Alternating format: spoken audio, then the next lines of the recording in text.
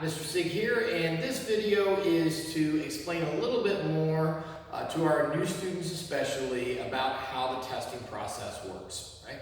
To get on the short list or consideration for testing, it typically takes about 30 classes between belts. That's about a 3-month process. And once you're closed for classes, you're going to get again on our short list and you're going to start what we call our check mark process, which basically means one of our instructors or assistant instructors will take your student off to the side and go over the material that they're going to be expected to perform on the test and make sure they can actually do it. There are 5 main areas that they are going to get check marked.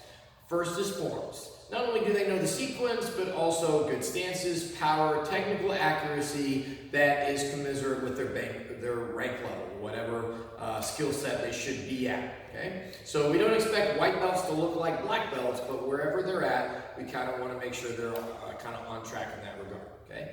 The next one is 1 steps. Similarly, first they got to know them, and then also have to have some semblance of good technique, power, distance, timing, etc. So whatever we think is, equal to their belt rank. Then they have to break a couple of boards, 1 plastic and 1 real, right? So they're going to practice at least twice on their board break. They're going to get their knowledge check marked. So they have to know the material, how to say their belt in Korean, all pressure points, all the other things that we expect them to know at that particular belt level. So you have your study guide in the back of your student manual, and don't forget we also have our Quizlets as well. So go online, sign up at Quizlet.com, find us, Gentry_MA, the same handle as our Instagram and Twitter account, by the way, right? But you can sign up, you can join us there, and your kids can go through the flashcards that we set up to help them learn that material, and that's going to probably require a little extra studying at home. Then their last check mark is etiquette, which basically is making sure they stand at attention, answer yes sir, no sir, ma'am correctly, and basically show that they're going to be able to behave in a way that's expected of them in martial arts, and particularly in a more formal setting such as testing, right?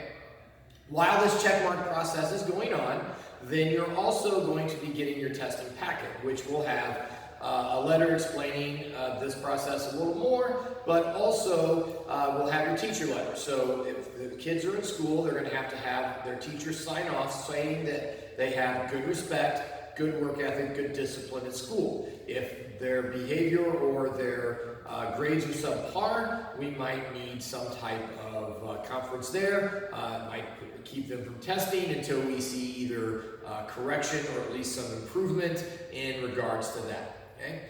Then also you're going to get a checklist, right, for at home. So again, we're trying to convey that the students have to take what they learn on the mats and take it into the world out there. So they're going to have to show good respect, good discipline at home in various areas. If they don't have younger brothers or sisters, some of the columns might not apply, but basically you're going to fill this out and make sure they're doing a good job at home as well. All that, plus possibly for the upper ranks, a report, which see another video for that explanation, right? But all that needs to be turned in the day before testing. So typically we test on a Friday, that means Thursday night needs to be in, okay? So please recognize that we have a lot of prep work, paperwork, printing certificates, all those things that happen all during the day before testing. And if everybody throws everything at us last minute, it's hard to get organized, it slows the process down, might not get the certificate in time, all those types of things.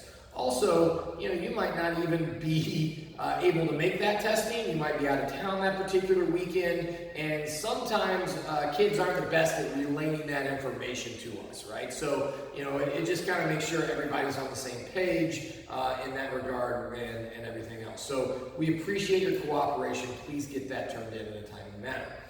Last thing I want to say is, while we are rooting for your kids to do well during the test, we want to see them succeed, right? And ultimately, we do believe an important part of the process is actually being able to perform under a little bit of pressure. And just because they got their check marks doesn't necessarily mean that's how they're going to perform on the day of the test, right? And if we can see them do a great job and get their check marks, but then unfortunately they kind of lay an egg at the actual test, well, then we might have to wait and practice a little bit more and try again in about 2 weeks. We usually have a retest and let them finish what they needed a little extra practice on. right? So it's no big deal from our perspective. It's part of the process. If it was easy, everybody would have a black belt. So again, we're fine with the failure. Failing is okay. Quitting or running away from the challenge is not, right? But again, we're rooting for them, but hopefully they come through on the actual day of the test.